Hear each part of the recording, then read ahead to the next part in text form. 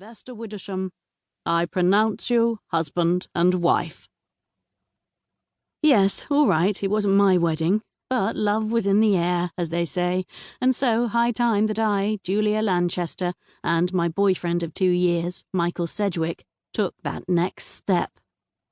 The feeling had been building between us all week as Vesta and Akash's wedding approached, occupying my every waking moment. It had caught Michael up too. I could see it in his swift glances toward me, as if assessing the situation and his chances. But he must know his chances were extremely good. We had dropped the heaviest of hints to each other, saying how Vesta and Akash, both well into their 60s, knew they couldn't let life pass them by, and how a commitment in front of God and the village meant a strengthening of a relationship. All comments concerned the happy couple, but the subtext was clear. It was time for us, too. Weddings, they'll do that to you. You look the perfect bride, I said to Vesta as we walked into the garden at the Stoat and Hare pub, just down Church Lane.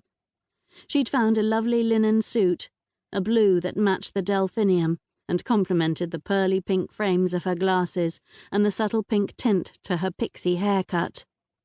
You're not so bad yourself, Vesta replied. My dress, polished cotton with cap sleeves, a princess neckline and a short bell skirt, was a riot of flowers in purples, blues and pinks.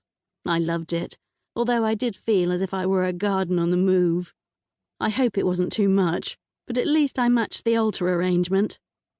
It was so good of his lordship to let you close the TIC on a Saturday, Vesta said, as she laid her bouquet next to the guest book and straightened the jacket on her dress. I gave her a hug and a kiss on the cheek. Linus knows what's important.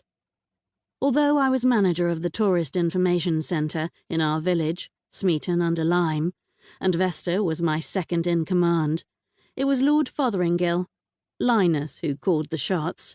It was, after all, his estate, comprising not only the village, but also his home, Hoggin Hall, several outlying hamlets, the abbey ruins, and various farms, fields, orchards and woods. Not the largest estate in Britain, or even in Suffolk, but still a considerable responsibility. And yet he knew the lives of his tenants came first. And your husband looks gorgeous, I commented, nodding to the bar, where he stood chatting with the vicar.